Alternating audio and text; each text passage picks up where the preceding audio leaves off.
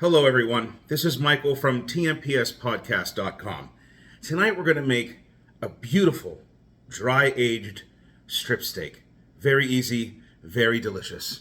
All we need is coarse kosher salt, pepper, butter, and of course, this dry-aged strip steak.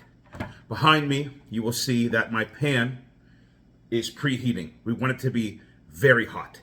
And I have already salted and only salted my steak. And I'm allowing the salt to seep in. So I'm going to wait a little bit longer as my pan heats to a very hot temperature and the salt gets into the steak. Now that the pan is super hot, I am going to sear my steak. You must hear that sizzle as the steak goes into the pan. You'll also notice I did not add any olive oil or butter yet. I'm going to use the fat cap on this steak to add the natural fat from the beef to the pan and to the cooking process. I have turned the steak onto its fat cap so we can render it down to add that beef fat to the cooking process. This is a rather thick steak, so I made sure to leave it out after I bought it earlier today to get it up to room temperature. You don't really want to cook a cold steak. It just won't cook properly all the way through. There's also a chance that this steak might need some oven time because of its thickness, but we'll see how the pan process goes. Now that I have flipped the steak, I'm going to add around 2 tablespoons of butter, or how much butter you want to use, into the pan and let it melt. And then I'm going to use a spoon to baste the steak with the melted butter.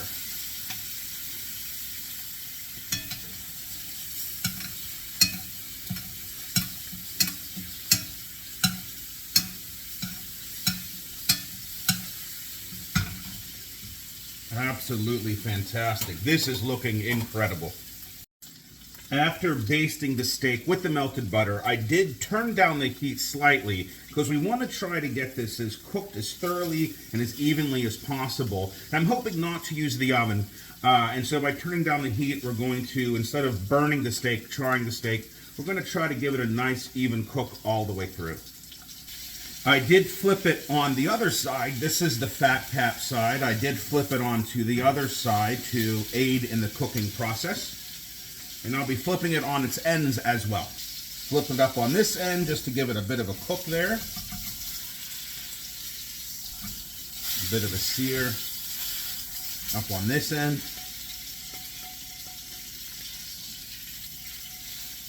And then I'm going to place it back on the fat cap for a bit. And let's check the temperature.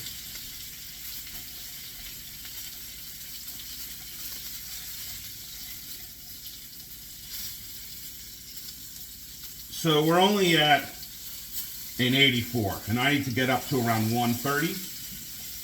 So I believe it's time to go into the oven. I'm going to broil it on high for 5 minutes and then check the temperature after that. You guys like my oven mitts? I love these things. This is the best right here. You know, you go and you reach and that rack hits you right there in the oven. Protection all the way up the wrists. I got these off of QVC and they are Temptations. Right? Yep, Temptations. Go pick them up. Waiting for my steak to cook. 1 minute to go. 1 minute to go. 1 minute to go. Do do do do do. Let's cook a steak.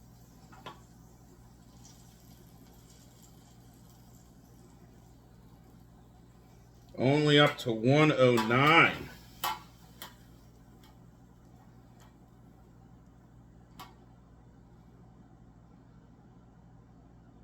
All right, another 5 minutes and we should be good. Waiting for the steak. Waiting for the steak. I'm hungry. Waiting for the steak. Can't wait to. Waiting for the steak. Eat the steak. It's the steak song. Well, I need medicated.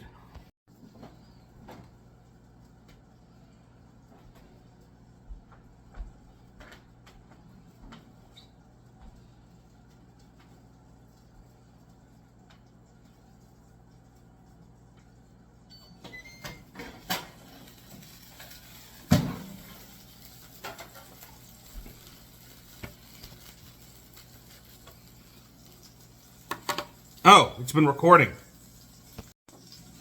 All right, let's see how we did.